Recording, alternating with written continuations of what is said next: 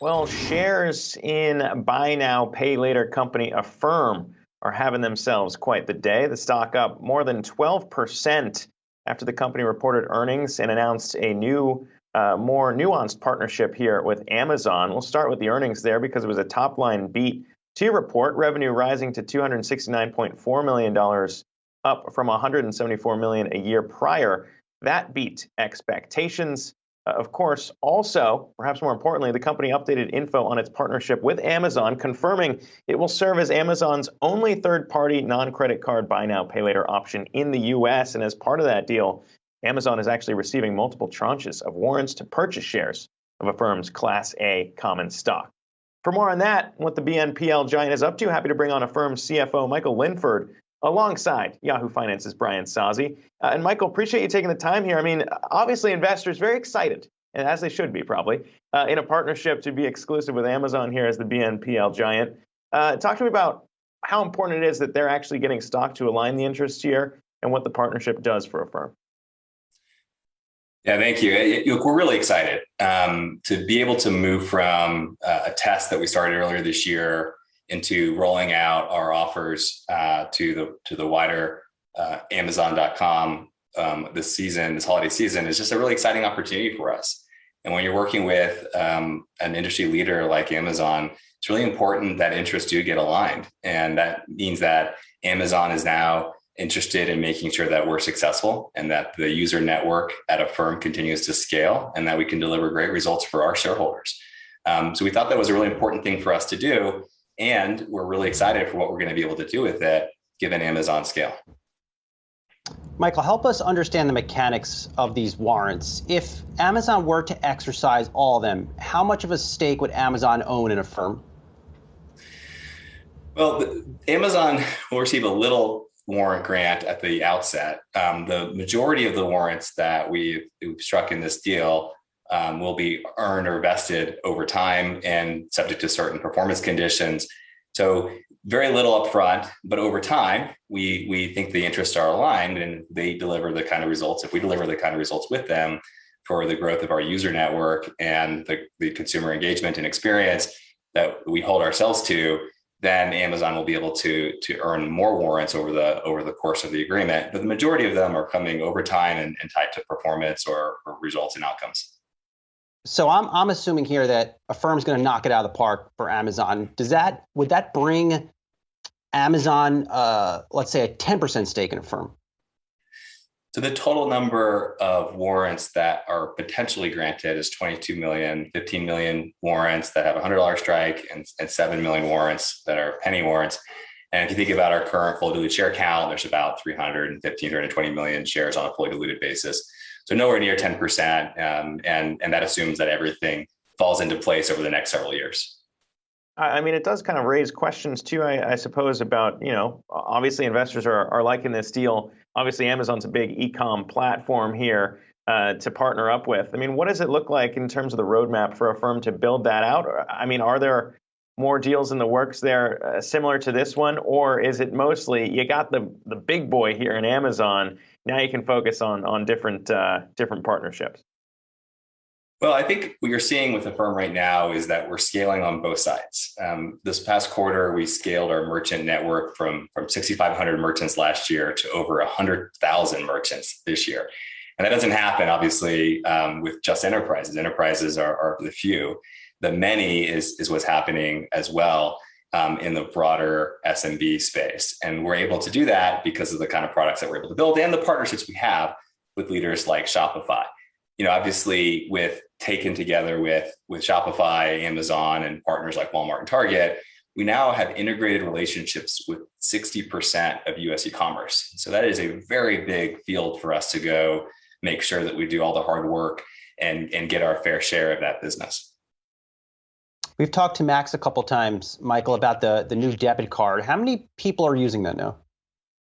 We've not given numbers yet about exactly how many folks are using it. It is being used out in the wild. For those of you who maybe listened to our earnings call yesterday, one of our analysts, surprisingly, was using the card, and Max, being Max, took the opportunity to actually ask the analyst just for some real-time feedback, which I thought was just classic example of who we are as a company. So it's out in the wild. We're really excited for what it's going to do, but it's not quite ready yet for wide rollout. We'll be giving the market an update here probably next quarter. Competition, though, is definitely heating up in the BNPL space. We were just chatting in the last hour with Zilch as they became the quickest company in Europe to cross unicorn status, now setting their eyes here on the U.S. market. When you look at maybe how Affirm sets itself apart, we've talked about credit worthiness in terms of kind of building, I guess, a customer base and being able to point to the metrics that say, we've got consumers out there that are spending responsibly. I mean, how important is that maybe in terms of differentiating not just Affirm from competitors when it comes to retail partners like Amazon, but also being able to point to metrics like those? What are you seeing? Yeah, we think it's really important that we make responsible decisions. And I think we're actually quite differentiated in this respect. Affirm, takes our risk management approach quite seriously. And the nature of our business, which does higher average order value transactions and lower average order value transactions, requires that we take risk management very seriously. And so the investments we've made over the past decade in technology really show up in our underwriting advantage. When we talk about underwriting advantage, it reflects itself in making sure that when we extend credit, it's done responsibly. And if we don't do that, we're not able to access the capital markets to continue to fund the business. So these things are all linked together. And it's important for the merchants that we can do this well, because that determines how many consumers we can ultimately approve and delight for them. So it's really important to us. It's underpinned with technology, and it's something we take really seriously.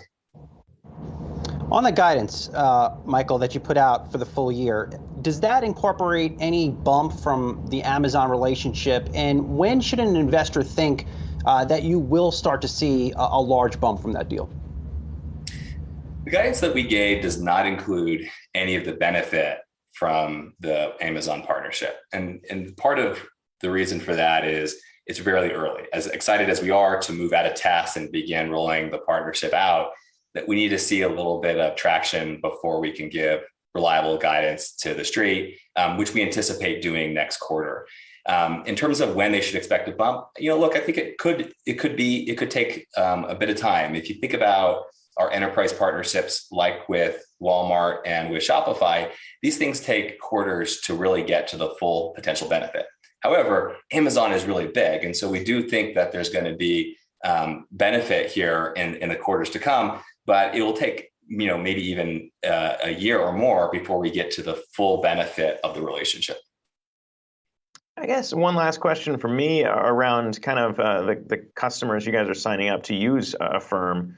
What does that look like? Because I assume some older people out there can just go traditional credit card route if they want to. I always get attacked for ageist questions here because I'm the young guy. But what does it look like in terms of what you're seeing in the on-ramp of new customers?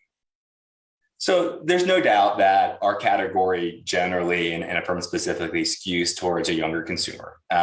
These consumers are generally not wanting to participate in the traditional credit card space. For one reason or another, it's either distrust, mistrust, or they've had a bad experience, or had a family member who had a bad experience. And so there's the financial product aspect that matters there. There's also the technology aspect. The younger consumers tend to want a true digital experience. They want something that was mobile and digital first. And traditional financial institutions just really can't deliver that kind of delightful experience to them. So it does tend to skew younger, although you'd be surprised. There's just as many boomers who are enthusiasts in categories, and we see them taking advantage of Affirm's financing offers to get the things that they want and need, even later in life. Boomers and millennials coming together to enjoy what Affirm has to offer there. Linking us all up. It's a good note to end on. The CFO of Affirm, Michael Linford, joining us there alongside Yahoo Finance's Brian Sozzi. Congrats again on the quarter. Appreciate you taking the time to chat with us.